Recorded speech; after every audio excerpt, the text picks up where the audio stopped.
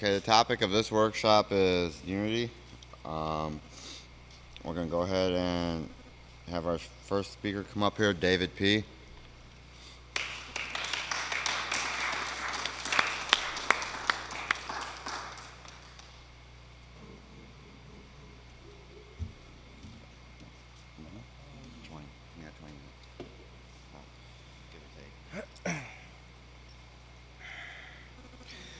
I look at my watch, right? Hi, everyone. I'm an addict named Dave.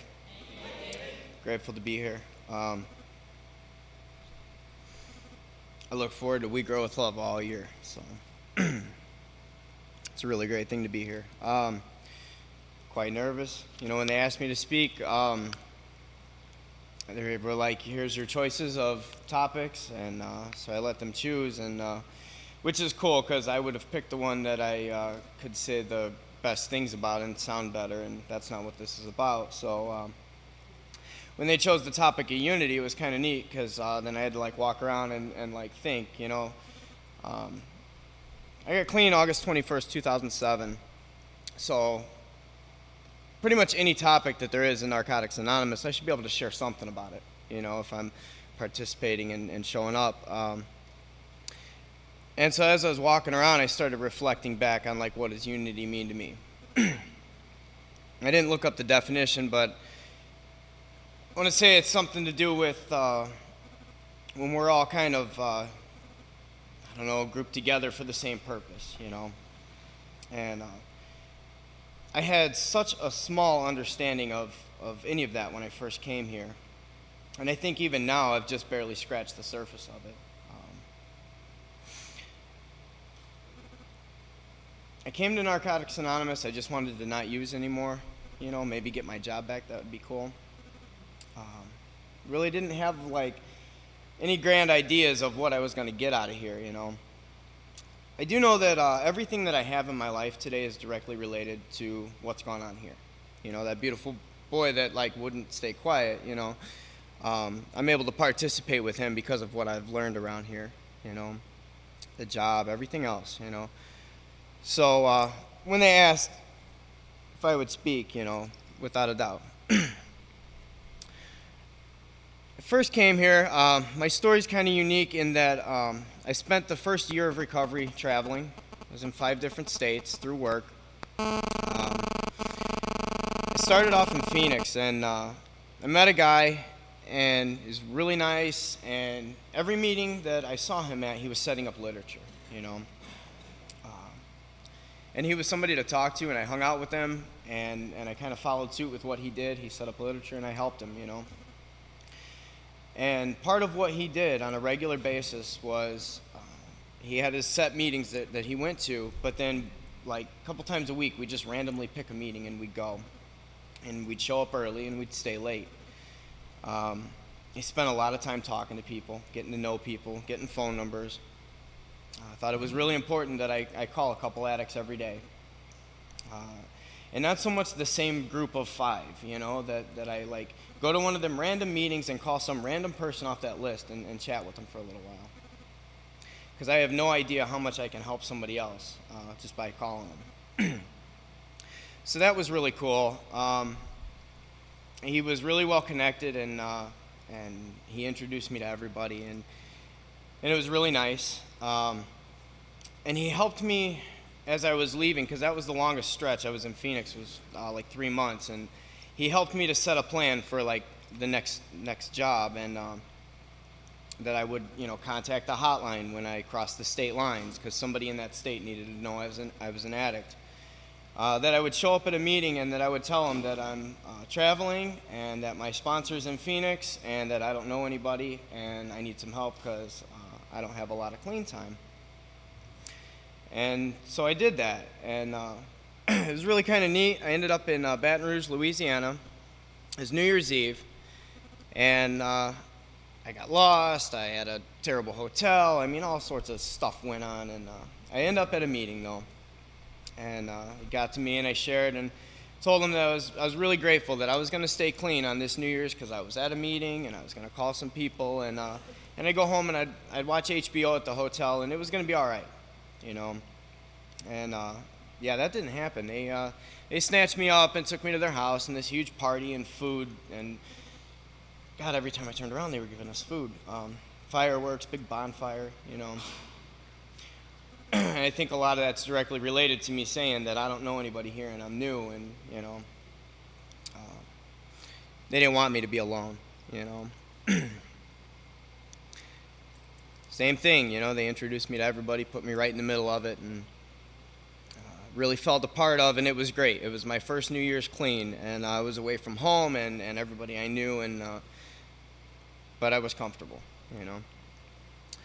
I met a guy there named Jerry. Jerry had a lot of clean time, and he liked to do H&I, and he didn't really give me a choice. He said, come on, we're going for a ride, and we get somewhere, and he's like, here, go speak for 10 minutes, you know, and I was so nervous, you know.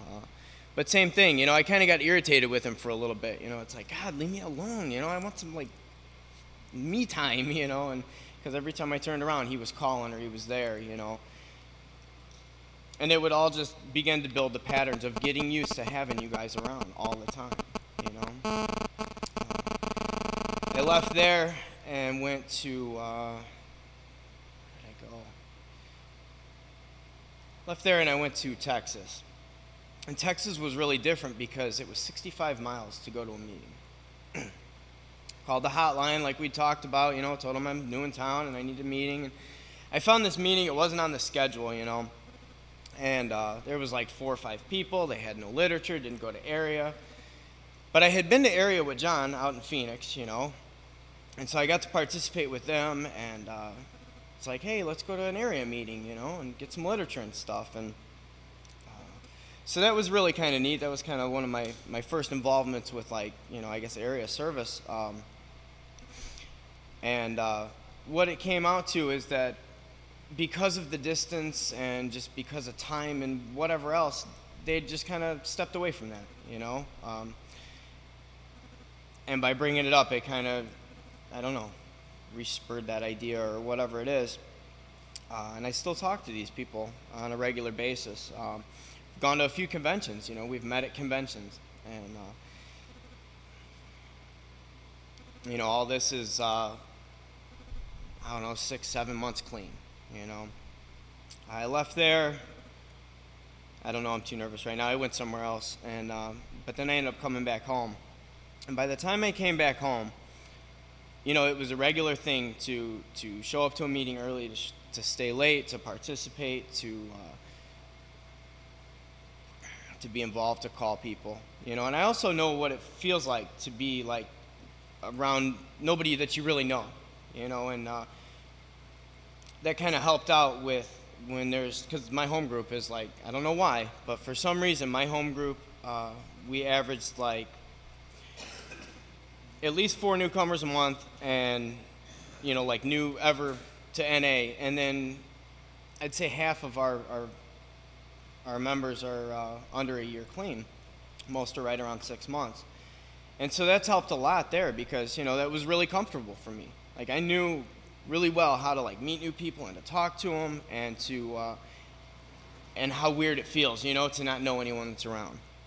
You know, so that's, I don't know, nobody ever really sat me down and was like, okay, here's the list of things that you must follow. You know, it just, I learned by watching and participating.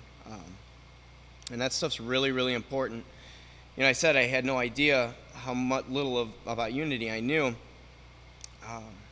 because active addiction took me to that point where I was really alone, you know. And so now, like, you know, I'm clean and I'm working again, and, you know, I have to learn how to, like, be a part of society and to get along, you know. And that's like the traditions. They helped me to participate in service without quitting or acting a fool, and those are the same things that are helping me at my job, with my relationship, with my son, with everything that's going on.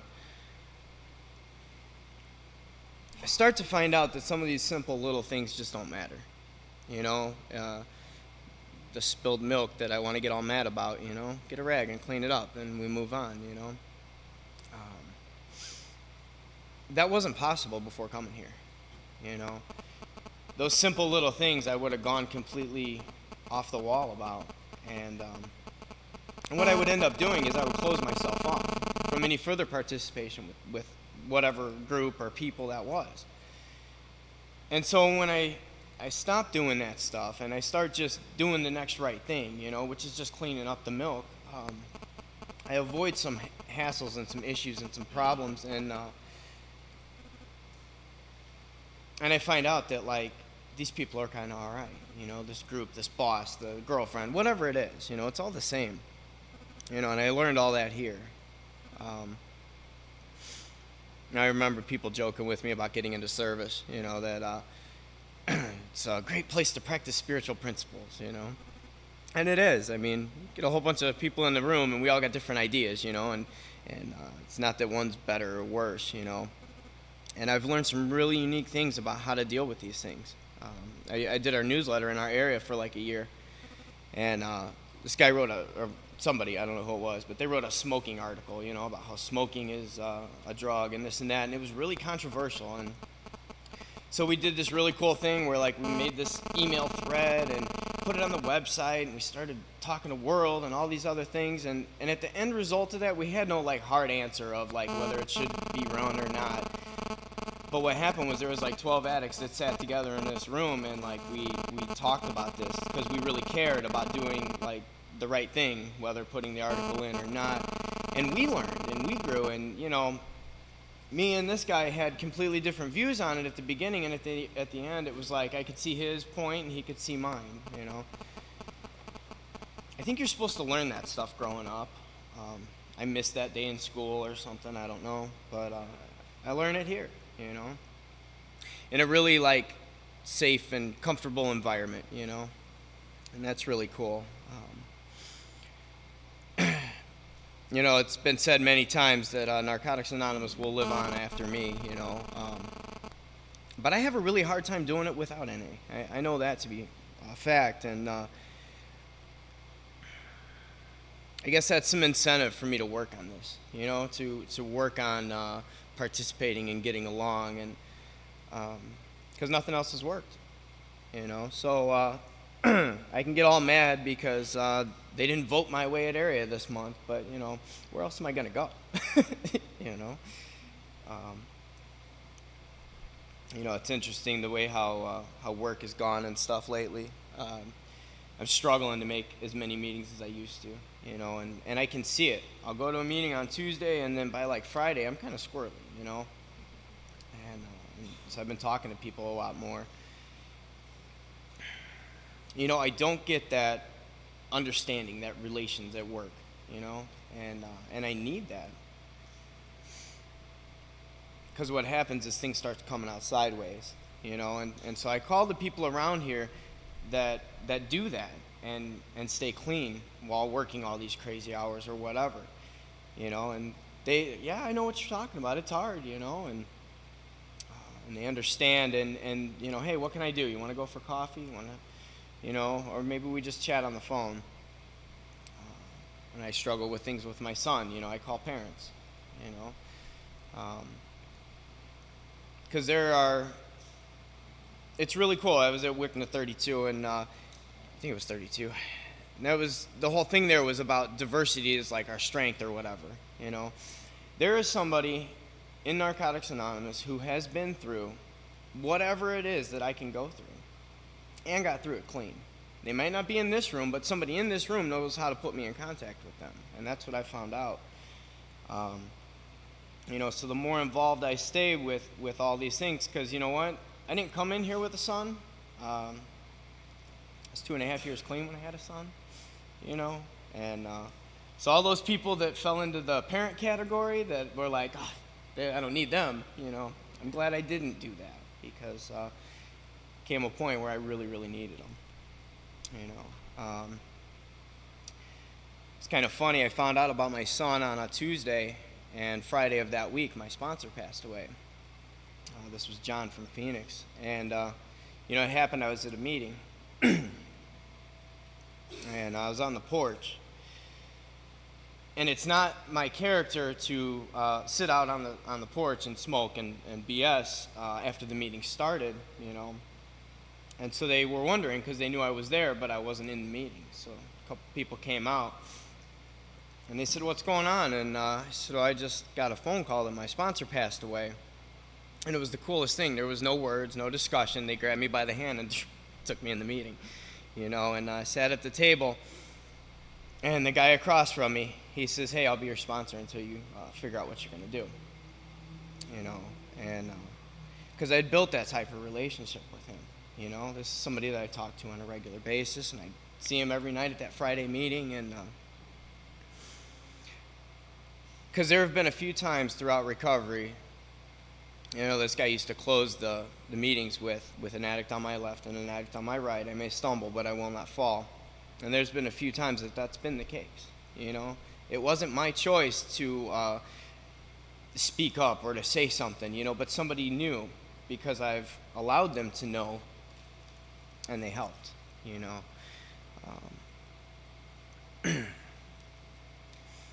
It's amazing how those things work out. It's amazing how I get to pass those on to the people who walk in now. It's kind of wild. That's the first time I've talked about John like this. He died clean, and he taught me so much about what it meant to be involved. And I guess I'm kind of using that term loosely, the involved with the unity, but I can't find out how to be a part of that group if I'm not there and participating, So, I don't know. I think they kind of go hand in hand,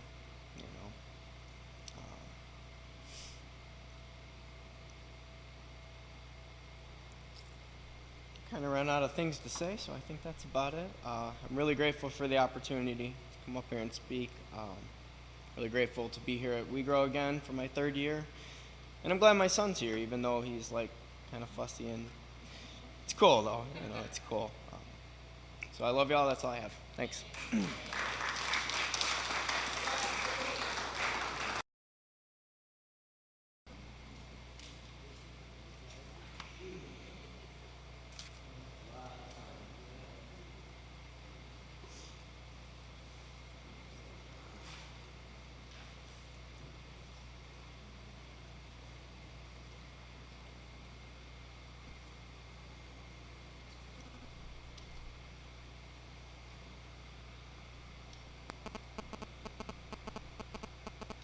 Thanks, Dave. At this time, we'll go ahead and call up our second speaker, Crystal T.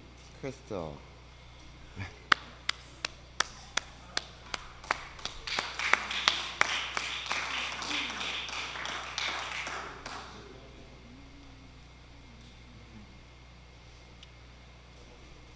Hi, I'm Crystal. I'm an addict. Unity. I was just asked, probably a half hour to go to do this. Right on. So the first thought, I was like, yeah, okay. But my first thought was, Unity, you don't know shit about that. My disease loves to fuck with me any chance it gets. Because I do know about Unity. In our basic text it says personal recovery depends on NA Unity. Well, I came in these rooms, and yeah, I was like most of us pretty freaked out. I didn't really know what to expect, what to do, and I clung on to a newcomer, another newcomer, imagine that. And I remember I called her and I said, well, how's this work? What do I do? She was like, well, I don't know. They told me just not to use. And I'm like, that's it? And I heard keep coming back, and I kept coming back. Spent the first 5 months, though, I had 1 foot out the door, 1 foot in, so I didn't have much unity, because I didn't know y'all didn't know me. And that's what I thought it was, just how it was.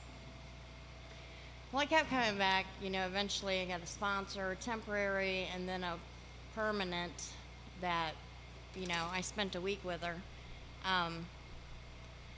And I just kept coming back, I was still in and out. I spent 22 days clean, and I had gotten my 3rd sponsor. and I spent little over 4 years with her. And Unity, you know, I kept coming back and got involved in the program, and personal recovery truly depended on Unity. You know, it wasn't in the forefront of my mind of, oh, that's what it is, that's the term for it. You know, because to me, I come in and it's just now it's friends. You know what I mean? There are people in my life who give a shit that I don't use. You know, and they care about my feelings, and, you know, I've learned to care about others in this process. You know, I just had the opportunity to make a dream come true, and I spent 13 months over the road truck driving. And I will tell you what, emotionally, that was a fucking roller coaster.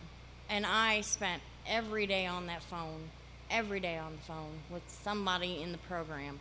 You know, a lot of times it was, you know, several somebodies in a day. And I mean, like, I would go through so many emotions, and I would cry, and I'd work the steps, and I would pray, and I would talk to my sponsor, you know. And even though I wasn't physically there was still a lot of unity, you know. And because thank God for a phone, you know, I also had the opportunity to be in other addicts' lives when they needed me. You know, Unity, I can't do this alone. I can't. I'm not even gonna fucking pretend I can. You know, that's an illusion. It really is. I have heard it said, and I've heard other people's experience, you know, and yeah, and I've found out through my own experience, just by even not physically being here, how much it tore me up to be away from the program all that time. You know, yeah, the phone was great, but there is nothing like a hug. There's nothing like a hug, and to be able to set up meetings regularly, have a fucking home group, and be a part of it. You know, another thing about Unity, you know, the phone list. If I would have called somebody at 1 o'clock in the morning and everybody on my phone list had been like, you know, I'm sleeping, I'm busy, I gotta, you know, work in 10 hours. You know, it's 1 o'clock, I think not. You know, if if there was nobody on that phone list that was actually there and picked up the phone, I'm sure I'd have went out. You know, I remember the day when I actually used that thing. And somebody actually picked up their phone, and I was just like, you know, because when it's ringing, I'm like, well, maybe nobody will pick up. Maybe I could just go get high, you know. But somebody picked up the phone, and I was like, well, shit, now I gotta let somebody in. They picked up the phone. So, you know, it is important to use the phone list, but it's also important to pick up the phone. You know, when somebody calls you, that means that they want some help. You know, it's real.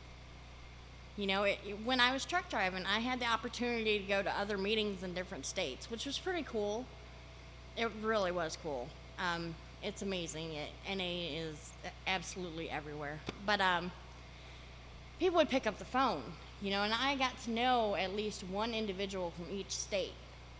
And even though I hadn't met them before, you know, still talk to them on the phone, pick me up, going to a meeting, you know, that's all part of Unity. We have to be there for each other. Being there for each other keeps us clean. You know, if I had a non-addict to talk to about wanting to use and blah, blah, blah, they would not understand. You know, they don't understand that once I get that first drink or that first bag, guess what? I'm getting another one, and, you know, it will continue, and it will get progressively worse. You know, when I think about going out, there's no coming back. You know, so I just kind of stay, which I'm really good with today. I mean, I love it here. I love that we can all come together, you know, and have functions and celebrate being clean. I mean, I was looking around last night and people were hugging and, you know, woo, clean time. And I'm like, how fucking crazy is this? Just, you know what, years ago, shit, hug me for being clean. What are you talking about? I'm not clean. I mean, I wasn't. I couldn't imagine it. And now we celebrate being clean. You know, and without other people in the program, I couldn't do this. You know. So,